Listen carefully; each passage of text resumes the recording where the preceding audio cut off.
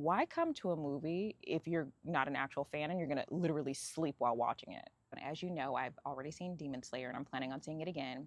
But for those that are actually not fans, please don't watch this movie. We're watching the movie, getting into it, and there are some parts that are somewhat kind of slow and you have more conversations in the movie. Somebody starts snoring for about 20 minutes. Why come to a movie if you're not an actual fan and you're going to literally sleep while watching it? You could have saved us all that headache and never bought your ticket.